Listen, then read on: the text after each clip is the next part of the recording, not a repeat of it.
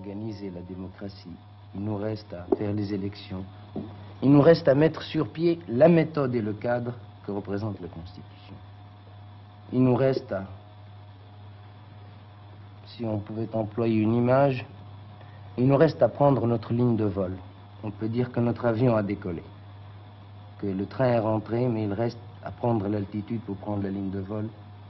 Et je pense que nous sommes dans un bon régime de croisière et que c'est le moment ou jamais pour tous les Marocains dévoués à la chose publique de se mettre au travail pour le bien d'une cause qui nous est commune.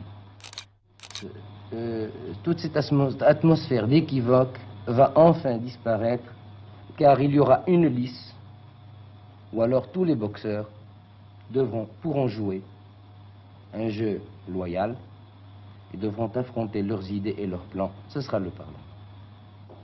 Vous concevez donc le rôle de la monarchie comme restant toujours celui d'un arbitre? Oui. Vous ne serez pas étonné, Majesté, que dans cette émission, je veuille vous parler des relations entre le Maroc et la France. Et j'aimerais vous demander, qu'est-ce que ça veut dire exactement, coopération franco-marocaine?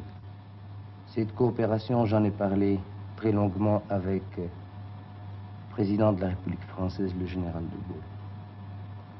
Je dois dire que j'ai rencontré chez cet homme, qui a toujours été pour la décolonisation intégrale, depuis 1944, le véritable sens de la coopération, c'est-à-dire une coopération sans contrepartie, aider son prochain par devoir de solidarité dans le monde du XXe siècle.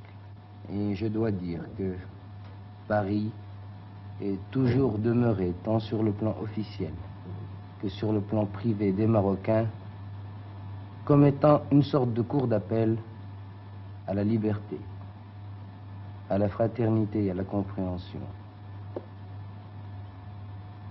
Je pense donc qu'à partir du moment où nous nous sommes bien connus, où nous nous sommes bien disputés, mais loyalement disputés, nous avions donc tous les éléments qui peuvent composer une sorte d'atmosphère un peu passionnelle qui, tout en n'étant pas sereine, reste quand même le meilleur cadre pour arriver à coopérer, car on s'enthousiasme pour les mêmes choses et on œuvre pour les mêmes choses.